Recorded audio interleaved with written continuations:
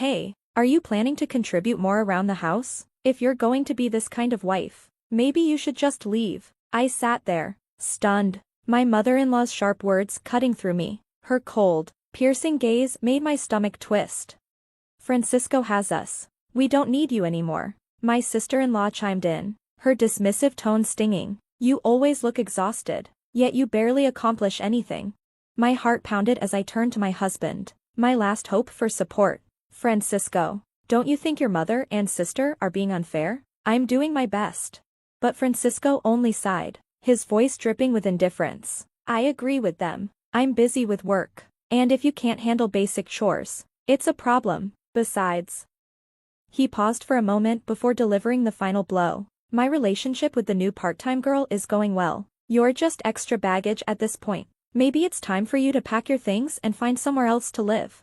His words knocked the air out of me. My mind raced as I looked at the three of them, my husband, his mother, and his sister, each one blaming me, as if I were some useless accessory they no longer needed. A surge of anger welled up inside me, but I forced myself to stay calm. I understand, I said quietly, steadying my breath. I just need some time. They thought they could cast me aside so easily, but life has a funny way of shifting tides. My name is Michelle, and I'm 32 years old. I work hard, both at my job and at home. While many women balance work and marriage, I genuinely love my career and have poured my heart into it since I joined my company after college.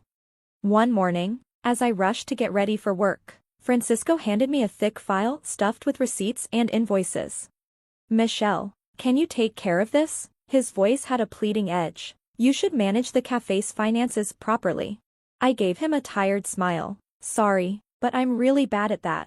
I met Francisco years ago when he was just a part-time worker at the cafe I frequented. We started dating, fell in love, and eventually married. Now, he owns the place. But while he excels at running the business, he's hopeless with paperwork, so he constantly dumps it on me. As I sighed, my mother-in-law called out, Michelle, I suddenly feel like Chinese food tonight. Make sure you rinse the rice properly. Oh, and Mia and the kids are coming this weekend, so plan the meals accordingly. Got it, I replied, grabbing my bag and heading out the door. Before marriage, I had been excited about starting a new life with Francisco, but then he made a suggestion. My mom gets lonely, let's live together in the big house. And so, I found myself moving in with his mother, a woman who had little interest in housework. When we arrived, the place was a disaster. After my father-in-law passed, she relied on her pension, spending most of it on dining out and takeout. Francisco believed housework was a woman's duty, so it all fell on me. To make things worse, his sister, Mia, often dropped by with her kids, each visit adding to my never-ending to-do list. And now, another storm was approaching. Over dinner, Mia casually dropped a bombshell. I'm getting divorced and moving back in with the kids next month. I froze mid-bite. Oh. When are you moving? As soon as possible. I held on to a sliver of hope. Maybe this meant she'd help with the chores, making life a little easier. Maybe, just maybe, this would bring us closer. Reality had other plans. Mia, much like her mother, had zero inclination for housework. She lounged on the sofa all day, watching TV with a snack in hand. It didn't take long to realize that her lifestyle might have contributed to her divorce. Instead of help, I was now responsible for even more, cooking for her kids, preparing their lunches, cleaning up after them. My workload doubled, my free time vanished. And just when things couldn't get worse, work at my company intensified. Long hours, overtime, exhaustion. I came home each night to a house in chaos, cluttered beyond belief. Yet, instead of support, I got complaints. Michelle, dinner isn't ready yet? Why are you home so late? There's a pile of laundry waiting. Don't slack off just because you're busy. I swallowed my frustration. I am trying my best. One night, my patience finally snapped. Francisco, I've been working so hard, and your mother and sister don't lift a finger. It's exhausting. His eyes darkened. Are you complaining about my family? That's not what I meant, but I can't do everything alone. If you helped out, even a little, it would make a difference. He scoffed. I manage the cafe. That's different from a regular job. Housework is a wife's responsibility. I stared at him, disappointment settling in my bones. And then, an idea struck me.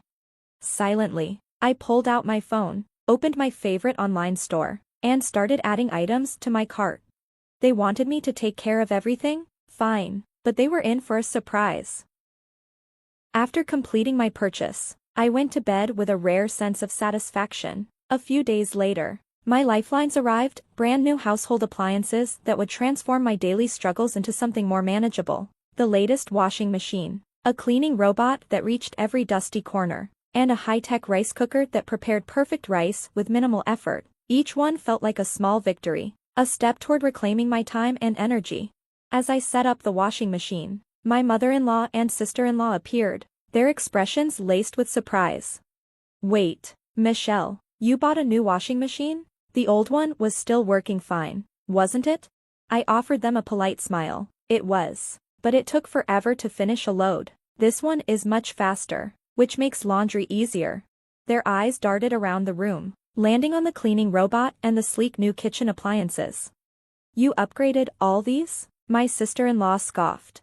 "Yep," I said, unable to hide my satisfaction. "They'll make housework much more efficient." My mother-in-law sighed dramatically. "Relying on machines too much, aren't we?" Francisco, who had been sitting nearby, finally spoke up. "Michelle, don't you think this is excessive? Why spend so much on things we don't really need?" I tilted my head, pretending to consider his words. I thought it would help keep things running smoothly. My sister-in-law waved a dismissive hand. "Francisco is working hard to support us. You should be more frugal." Francisco nodded, siding with her. I took a deep breath. "Maybe you're right," I murmured, keeping my voice low. My mother-in-law's eyes darkened. "Are you even thinking about our household?" "I am," I said evenly, "but I'm also exhausted." "Enough," she snapped. "I can't believe you're our daughter-in-law." My sister-in-law curled her lip in disgust. "I'll keep an eye on Francisco. We don't need someone like you here." I turned to Francisco, hoping, foolishly, that he would defend me. Instead, his gaze was cold. "I understand what they're saying," he said. "A wife who doesn't do housework properly is difficult to have around." My heart sank. He leaned back, an almost smug expression on his face. "I run my own business, so I decide how to use my money, but having a wife who spends recklessly, that's a problem." I clenched my fists under the table. Then, with a cruel smirk, he added, "Besides, things are going well with that new part-time girl. She's more attractive than you now. Maybe it's time for you to pack up and find a new place to live." The fire inside me flared, but I refused to let them see it. Instead, I met his gaze and slowly counted to 10 in my mind. Finally, I took a deep breath and said, "All right, I'll find a new home." "Good," he said smugly. "It'll be a relief not to have you around." That night, Francisco signed the divorce papers. I packed my essentials, grabbed the documents, and moved into a small weekly rental. No one stopped me. As I stepped out of that house, I had only one thought: did they ever really care about me? Submitting the divorce papers at the city office felt surreal, like shedding old, heavy chains. Soon after, I found a stylish apartment, a space that was mine alone. Then, as if fate were rewarding me, an unexpected opportunity landed in my lap. A promotion. For years, I had put it off, prioritizing my so-called family. Now, I seized it. As a newly appointed section manager, I poured myself into my work, rediscovering the thrill of achievement. Life was good. Then, one day, my phone rang. The caller ID made my stomach turn. My former mother-in-law. I hesitated, then swiped to dismiss the call. "We have nothing to do with each other anymore." Days turned into months. A full year passed. One weekend, as I relaxed with my favorite music playing in the background, my phone rang again. The same name flashed on the screen. Curious this time, I picked up. "Hello? Michelle, you finally answered. I didn't think you'd pick up after all my calls." I kept my voice light. "It's been a while. What's going on?" There was a pause before she cautiously asked, "How's your new life?" Despite her prying, I answered cheerfully, "Fantastic. I love my apartment. Work is great. I even got promoted. I'm living freely." "That's good," she said hesitantly. Then, after a moment of silence, She dropped the real reason for her call. Michelle, can you come back home? I blinked. Why? She hesitated, then admitted. We're struggling financially. I sighed internally. I knew it. Francisco's cafe isn't doing well, is it? I said flatly. Last I checked, it barely made $1,000 a month. If no one in the family works, that's bound to be a problem. You knew about that? She stammered. Of course I did. I handled all the accounting, I said, unable to suppress a smirk. But Francisco always acted like he was a successful businessman, completely unaware of the mess he was in. Silence. You knew, and didn't tell us? She finally whispered. I laughed softly. I didn't think you'd listen. And just like that, the past I had left behind crumbled even further. I was free. A year later, the tables have turned. We had no idea you were doing so well in such a big company or that you contributed so much to the household expenses, my former mother-in-law exclaimed, her voice tinged with shock.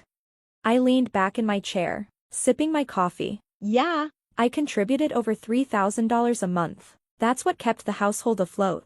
There was a stunned silence on the other end. I continued. I covered Francisco's business losses without him even realizing it. After I left, I guess reality hit him hard. A heavy sigh came through the receiver. Michelle, can you please come back? I raised an eyebrow. Why? How's Francisco's cafe doing now? She hesitated before admitting. It's struggling. We might have to close soon. The part-time workers keep quitting. I smirked inwardly. Yeah. Running a business takes real work. His sloppy management wasn't exactly a recipe for success. I let out a small laugh. Tell me, how many women do you think would be willing to support a guy like that? Silence. Trying to keep my voice neutral, I asked, and how's the house? With an exhausted sigh, she confessed. It's a mess. Things are everywhere, like a storage room, without anyone to cook. We've been eating out, and it's draining our savings. The washing machine broke down, and we can't afford a new one. I arched an eyebrow, and a pause. Then, reluctantly, she admitted, actually, I was really relying on the appliances you took. I chuckled. You mean the ones you called unnecessary luxuries? She hesitated. I never realized housework was this hard. I pressed further. There are 3 adults in that house. What are Francisco and Mia doing? Francisco barely leaves his room now. Ever since sales plummeted, he's been sulking around, doing nothing. And Mia? A frustrated sigh. She doesn't lift a finger. She still takes an allowance from me. To be honest, living on just my pension is really hard. I tilted my head, amused. Mia once told me I was unnecessary because she was there. She didn't respond. Desperation seeped into her voice. Michelle, we're in trouble. We can't keep living like this. I let out a slow breath. I have no intention of going back. It must be tough, but that's not my problem anymore. A long silence. Then, a weary plea. Michelle, I'm really sorry. Can't you reconsider? I tapped my fingers on my coffee mug, pretending to think. Was it really that hard without me?